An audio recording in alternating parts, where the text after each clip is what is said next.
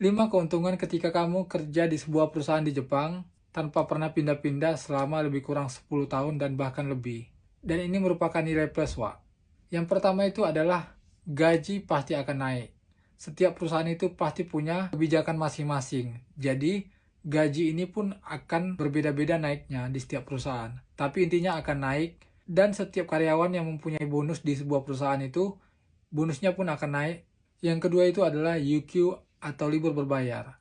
Jadi, Wak, mungkin sebagian dari kalian udah pada tahu kalau undang-undang ketenagakerjaan di Jepang itu, khususnya mengenai UQ atau libur berbayar, itu semua setiap perusahaan sama.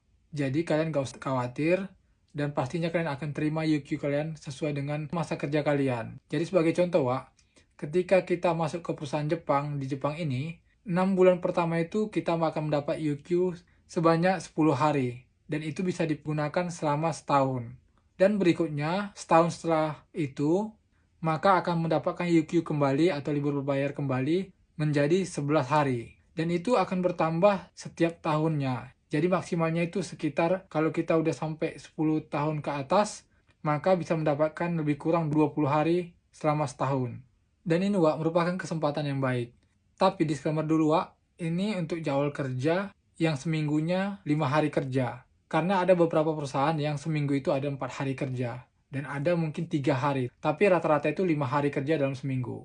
Yang ketiga itu, Wak, catatan di imigrasi itu akan baik. Jadi seumpama kalian berencana untuk mengajukan EJU visa atau visa permanen, nah salah satu pertimbangan dari imigrasi itu adalah kandidat atau kita sendiri itu jarang pindah-pindah perusahaan. Apalagi perusahaan ini adalah perusahaan yang pertama kali kita datang ke Jepang, kerja di perusahaan itu, dan nggak pernah pindah-pindah selama kita berada di Jepang. Itu adalah nilai plus bagi kita di mata pihak imigrasi, Wak. Oh ya, Wak, geng, buat kalian yang pengen tanya-tanya, silahkan DM aja ke Instagram @ari9262_.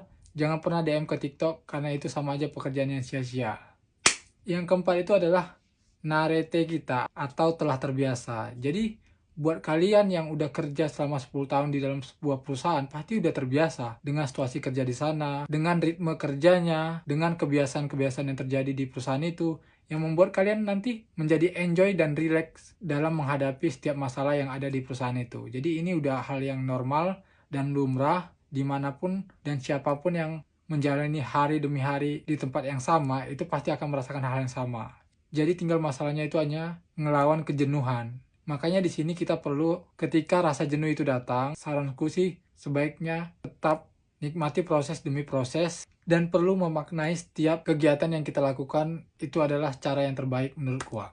Yang kelima dan sekaligus yang terakhir itu adalah, kalau kita punya permintaan atau request kepada perusahaan, nah itu akan lebih dipertimbangkan daripada karyawan yang baru masuk. Tapi harus diingat, Wak, gak semua permintaan itu harus dikabulkan. Intinya di sini perhatian itu atau pertimbangan itu pasti akan diutamakan ke kitanya, karena kita udah lama mengabdi di perusahaan itu.